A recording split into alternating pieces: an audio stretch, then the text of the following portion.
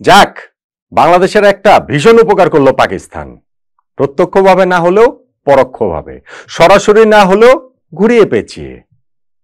কিভাবে? এশিয়া কাপে পাকিস্তানের মুখোমুখি তো আমরা প্রথম রাউন্ডে অন্তত হচ্ছি না। যদি আমরা সুপার ফোরে কোয়ালিফাই করতে পারি, সেইখানে গিয়ে পাকিস্তানের বিপক্ষে আমরা খেলবো। সেই পাকিস্তান এশিয়া কাপ শুরু হওয়ার আগে বাংলাদেশের উপকারটা করলো ত্রিদেশীয় সিরিজের ফাইনালে আফগানিস্তানকে হারিয়ে, আফগানিস্তানকে বিধ্বস্ত করে, আফগানিস্তানকে 66 রানে অল আউট করে দিয়ে আফগানিস্তানের বিপক্ষে 75 রানের জয়ে।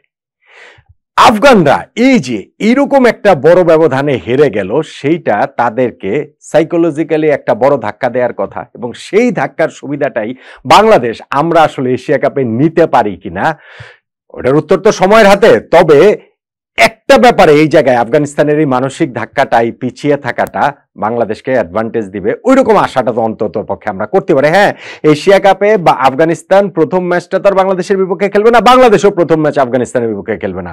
দুইটা দলেরই প্রথম ম্যাচ হংকংয়ের বিপক্ষে, এবং এই বাংলাদেশ আফগানিস্তান দুইটা দলেরই প্রথম ম্যাচ জেতারই কথা।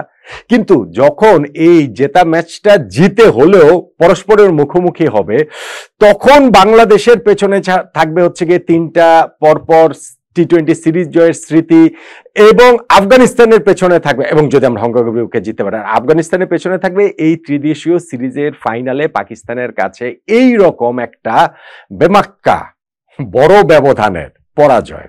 এইটা তাদেরকে নিঃসন্দেহে একটুখানি ব্যাকফুটেই রাখবে। দেখুন, এই ত্রিদেশীয় সিরিজে পাকিস্তান, আফগানিস্তান এবং ইউএই নিয়ে হচ্ছে, এশিয়া কাপের প্রস্তুতি হিসাবে হচ্ছে। প্রত্যাশিতভাবেই দুটো দল, পাকিস্তান ও আফগানিস্তান, ফাইনালে উঠেছে। এই দুটো দলে নিজেদের দুটো ম্যাচে ইউএই কে হারিয়েছে, যদিও আফগানিস্তান যে সেকেন্ড ম্যাচটাতে ইউএই কে হারিয়েছে সেইখানটা খুব সহজ জয় তাদের হয়নি, মাত্র 4 রানে তারা একটা রুদ্ধশ্বাস জয় পেয়েছে। আর পাকিস্তান আফগানিস্তান যে দুটো দল মুখোমুখি হয়েছিল, প্রথমটাতে পাকিস্তান জিতেছে, পরেরটা আফগানিস্তান জিতেছে। ফলে ফাইনালটা কিন্তু খুবই একটা ইভেন অবস্থায় দুইটা দল শুরু করেছিল। এমনকি প্রথম ইনিংস শেষে আফগানিস্তান নিজেদেরকে স্লাইট ফেভারিটও আসলে ভাবতে পারত, যখন তারা পাকিস্তানকে মাত্র 141 রানে আটকে রেখেছিল। হ্যাঁ, সার্জারের এই উইকেটটা টাফ, খুবই টাফ, স্পেশালি স্পিন নেগোশিয়েট করার ক্ষেত্রে, এবং সেইখানটাতে আফগানিস্তানের স্পিনাররা দাপট দেখিয়েছে। স্পিনই তো তাদের শক্তির জায়গা।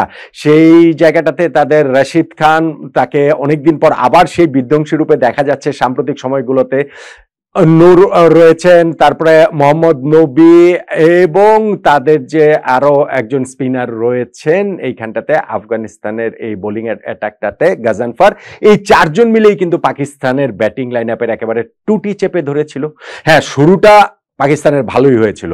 তারা ফার্স্ট ওভারে ফজল হক ফারুকী উইকেট তুলে নিয়েছিলেন সাহেবজাদা ফারহানের, তারপরেও পাওয়ার প্লেটা তারা 1 উইকেটে 41 রান নিয়ে শেষ করেছে। কিন্তু যখনই বোলিং অ্যাটাকে 8th ওভারে নূর আসলেন, নূর এসে প্রথম ওভারে সাইম আইয়ুবকে শর্ট কভারে ক্যাচ দিতে বাধ্য করলেন, ওই ব্রেক থ্রুটা এনে দিলেন। 9th ওভারে রশিদ খান বোলিংয়ে আসলেন, তিনি আরেক যিনি সেট ব্যাটসম্যান ছিলেন অন্য প্রান্তে, তার উইকেটটাও তুলে নিলেন। ফলে এই 2 সেট ব্যাটসম্যানের উইকেটটা যখন আফগানিস্তান তুলে নিয়েছে, সেইটা তাদেরকে একটা অ্যাডভান্টেজ দিয়েছে।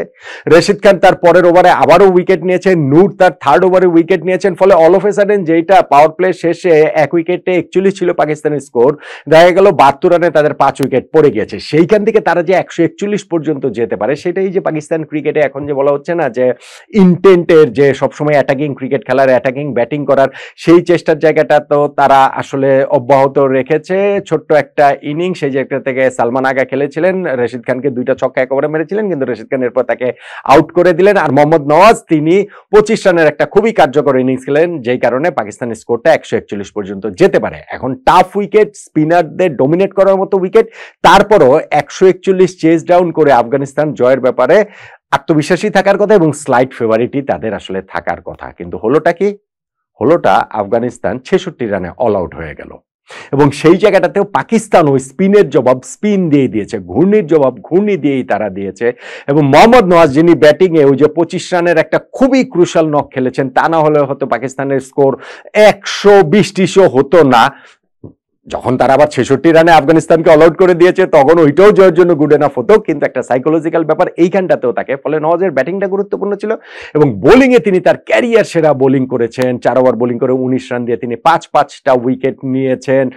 তার ওই বাহাতি স্পিনে সুফিয়ান মুকিম, তিনি বাহাতি রিস্ট স্পিনার, তিনিও 2টা উইকেট নিয়েছেন। আবরার ডানহাতি লেগ স্পিনার, তিনিও 2টা উইকেট নিয়েছেন। আর সাইম কোনো উইকেট না পেলেও 3 ওভারে মাত্র 10 রান দিয়েছেন। ফলে এই জায়গাটাতে সেই পাকিস্তানের স্পিনাররাই কিন্তু তাদেরকে এত বড় ব্যবধানে জয়টা এনে দিয়েছে এবং প্রথম থেকেই তারা আফগানিস্তানের ফার্স্ট ওভারটাতে শাহিন শাহ আফ্রিদি তিনি উইকেটে পেয়ে গেছেন। রামনুল্লাহ গুরবাজার, শাহিন শাহ আফ্রিদি এখন আর সেই আগের মতো এরকম বিস্ফোরক নন, তারপরও ভাই তার ফার্স্ট ওভারটা এখনো ওয়ার্ল্ড ক্রিকেটে নেগোসিয়েট করার জন্য সবচেয়ে কঠিন ফার্স্ট ওভারগুলোর একটা। এইবারও ফার্স্ট ওভারে তিনি উইকেটটা পেয়েছেন, রামনুল্লাহ গুরবাজকে আউট করেছেন। সাদিকুল্লাহ অটলের উইকেটটা তুলে নিয়েছেন আবরার। তবে ম্যাচ চেঞ্জিং মোমেন্টে এসে গেছে যখন মোহাম্মদ নওয়াজ বোলিংয়ে আসলেন পাওয়ার প্লে লাস্ট ওভারটাতে, এবং লাস্ট ওভারে শেষ 2টা বলে তিনি রাসুলি এবং ওমর জাইকে আউট করে দিলেন। ফলে 29 রানে পাকিস্তানের 4 উইকেট পড়ে গেল। নওয়াজ তার পরের ওভারে আবারও 2টা উইকেট তিনি নিলেন, 32 রানে 6 উইকেট পড়ে গেল। আফগানিস্তান তখন জয়ের হিসাব থেকে পুরোপুরি আসলে ছিটকে পড়েছে। দেখার ছিল আসলে তারা লড়াই কতটা করতে পারে, কতটুকু করতে পারে। আফগানরা তো লড়াকু জাতি, অনেক সময় তারা এরকম বিরুদ্ধ পরিবেশ থেকেও, বিরুদ্ধ কন্ডিশন থেকেও তারা ম্যাচ বের করে নেয়। তবে বেশিরভাগ সময় সেটা আসলে বোলিং দিয়ে, ব্যাটিংটা তাদের বরাবরই আসলে ভালনারেবল, এবং সেইটা এই ম্যাচটাতেও দেখা গিয়েছে। তারা খুঁড়িয়ে খুঁড়িয়ে শেষ পর্যন্ত 66 রান পর্যন্ত যেতে পারে। 66 রানে তারা অল আউট হয়ে যায়। 75 রানের বিশাল ব্যবধানে ম্যাচটা তারা হেরে যায়। ট্রাই নেশন এই সিরিজটা পাকিস্তান জিতলো। পাকিস্তান কনফিডেন্স নিয়েই এশিয়া কাপ শুরু করবে, সেটা না হয় তারা করুক। তারা যেই গ্রুপে পড়েছে, ভারত পাকিস্তানের ওই গ্রুপ থেকে এই 2টা দলের সুপার 4-এ যাওয়াটা তো পুরোপুরি নিশ্চিত, এটা নিয়ে অনিশ্চয়তার কোনো কারণে নেই, কারণ বাকি 2টা দল খুবই দুর্বল। সো পাকিস্তানের হিসাব পাকিস্তানের কাছে, কিন্তু আমাদের হিসাব তো আসলে আফগানিস্তান, শ্রীলঙ্কা, হংকং। সো আফগানিস্তান যখন এইখানটাতে ইউনাইটেড আরব আমিরাতে এরকম একটা ট্রাই নেশন খেলছে, 5-5টা ম্যাচ খেলছে, এইখান থেকে তারা কনফিডেন্স দিয়ে এশিয়া কাপ শুরু করবে। বাংলাদেশের জন্য সেটা আসলে কিঞ্চিত একটুখানি আমরা ওই জায়গাটাতে একটু পিছিয়ে ছিলাম, কিন্তু যখন আফগানিস্তান এরকম ফাইনালটাতে পাকিস্তানের কাছে বিধ্বস্ত হলো, সেইটা বোধহয় বাংলাদেশকে একটুখানি অ্যাডভান্টেজে দিবে এশিয়া কাপে এই 2টা দল যখন পরস্পরের মুখোমুখি হবে। ফলে এই ট্রাই নেশন সিরিজটার ফাইনালটাতে বাংলাদেশ না থেকেও আসলে এইভাবেই ছিল। ধরেন পাকিস্তানের বিপক্ষে এই ম্যাচটা যদি আফগানিস্তান জিতে যেত, তাহলে কিন্তু তারা অনেক কনফিডেন্স নিয়ে এশিয়া কাপ শুরু করতে পারতো। বাংলাদেশের বিপক্ষে ম্যাচটাও সেই কনফিডেন্সের প্রতিফলন হয়তো আমরা দেখতে পেতাম। সেটা যখন হয়নি, ম্যাচটা যখন টাইটও হয়নি, ম্যাচটাতে যখন আফগানিস্তানের এরকম একটা অসহায় আত্মসমর্পণ হয়েছে, সেইটা বাংলাদেশের জন্য নিঃসন্দেহে একটা ভালো ব্যাপার। এবং ওই দিক থেকে বাংলাদেশ তো এশিয়া কাপের আগে, বাংলাদেশের তো এশিয়া কাপের আগে পাকিস্তান একটা উপকারই করে দিল, নয় কি?